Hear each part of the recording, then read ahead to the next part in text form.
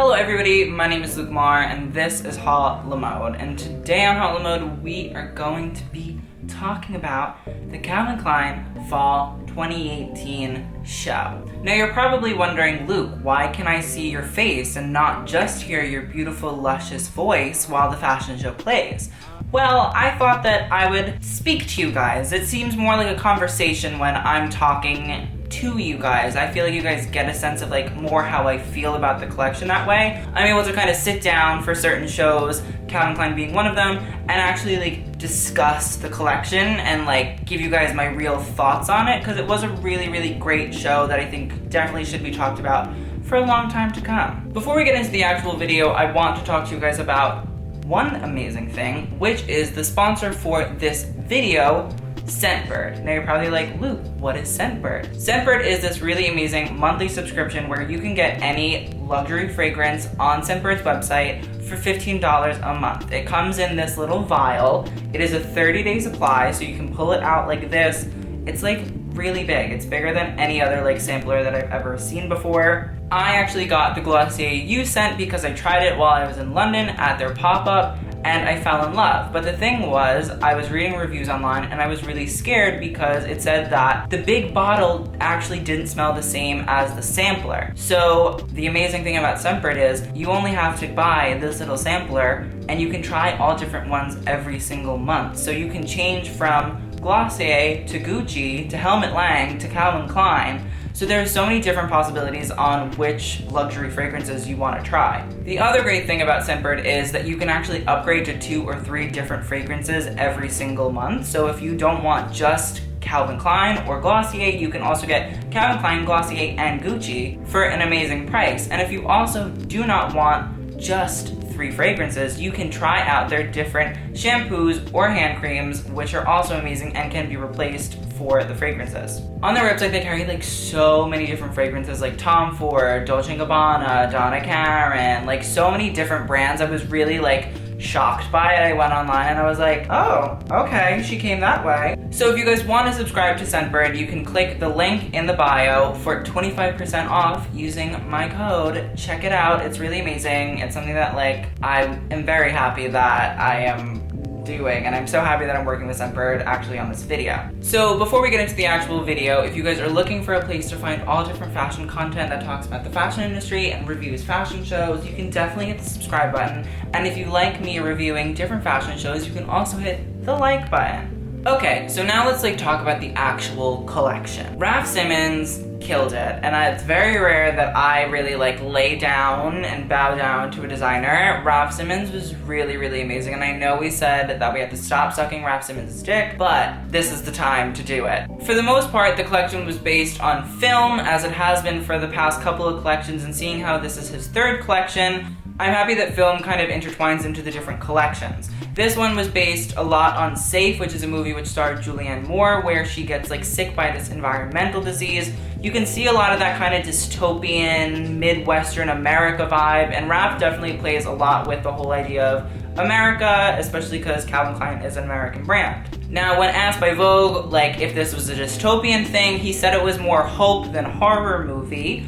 Also, he said that he thinks that the idea of film is really an intertwining thing that kind of brings Americans together, so I guess that's why we saw the edible popcorn on the floor and a lot of those silver kind of tinselly popcorn bag looks as well. I also think that's probably why you saw a lot of those sanitation-y kind of uniform looks that went on. There were a lot of big jackets like that. There were those 2 different jumpsuits.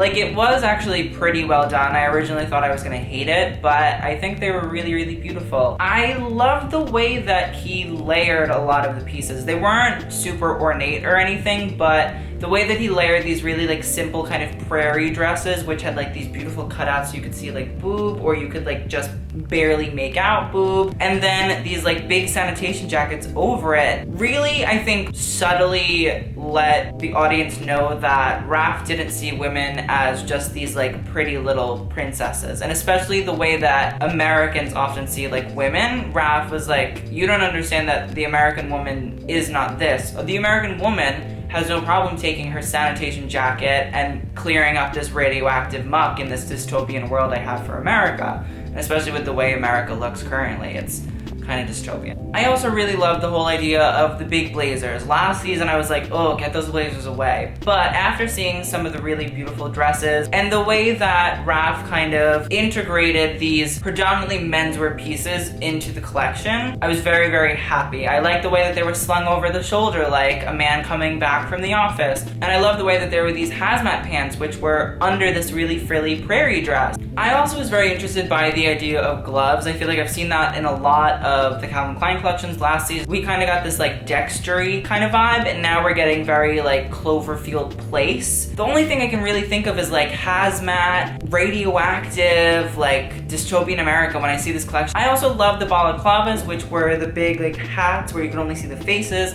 It felt very, you know, dystopian, like radioactive. Your hair's all gonna burn off if you let it out there. It came together in this really weird but like wonderful way. It reminded me of a product collection where like none of it should have worked at all, and there was this big uniform influence, but it like worked all together in like the best way possible, and I didn't hate it. Also, I'd like to mention that Kaia Gerber walked the show. I thought she was amazing. I really like looked at her and I was like, oh, Miss Kaia, okay, all right, you do that. You do what you gotta do, girl. I just love that also Raf continues to play with the whole cowboy idea. I feel like it's a very strong little influence, and the clothing is really good. It is like good basics that are sellable. I think that they're at a ridiculous price point, especially for Calvin Klein. I know it's like the luxury Calvin Klein, but I think it's at a weird price point, and I wanna see it come down. But again, I like that he's continuing to put out the cowboy boots and the cowboy pants and the cowboy shirts. Like, it's good. I'm very happy with that. I'm happy he includes it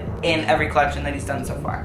Talking about the menswear a little bit, I know I'm no menswear expert, but I again thought it was a really, really strong menswear outing. Like, it was good. He took the sweaters and like shirts that I originally was like, oh God, all he does now are these ugly sweaters. Well, he reinvented them. He made them his own. Like, they weren't Raf sweaters because they weren't inherently oversized and gigantic. They were tight, but they were still cut, and you could still tell that it was a little bit of Raf in there. So again, like really good menswear, solid. I also love that a lot of the blazers and the shirts were like super, super, super long. It kind of like played into the whole gender bending thing that's going on in fashion and in the world currently, which again I loved. And like Raf is really great at pushing like menswear trends. There is one look that I'm so in love with. It is this full silver look. It's like tinsel, it's like aluminum foil. I love it. From what I understand, it's meant to be like those emergency blankets that keep you really, really warm. And so he's playing with that idea because I guess the dystopian thing is still going on. But what he did was he put lace underneath of these dresses, and then he like slit the back open. So they're like these big open back dresses.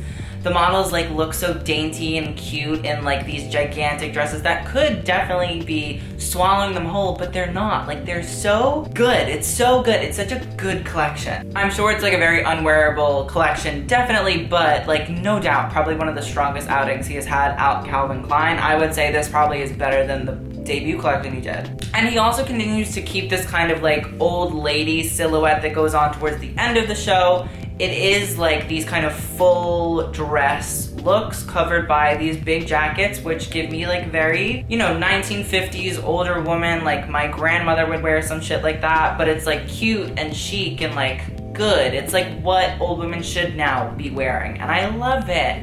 I will also say though, I feel like I didn't see that many bags from Raf, and considering I went to Dover probably like 3 or 4 weeks ago and I saw a lot of the bags there, they didn't really look that great, and I've also seen a lot online that seem to be for sale. So I think Raf really needs to step up the bag game. Like, the shoe game is there, the clothing game is definitely there. We just need to work on like bringing those bags up to par with the rest of the collections. Honestly, like the finale women's wear look was this fur jacket, like an older fur jacket, and it had the kind of safety stripes from like a sanitation worker's outfit like in the jacket, so that each of the pieces of fur were like segmented into a different section by the strips of the tape or whatever.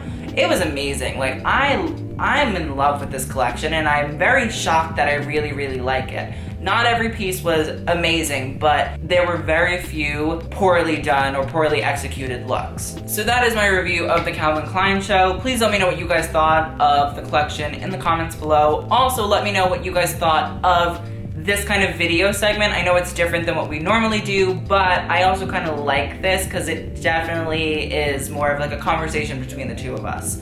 So thank you guys so much for watching. I hope you enjoyed. I will see you guys on the next video, and TTYL.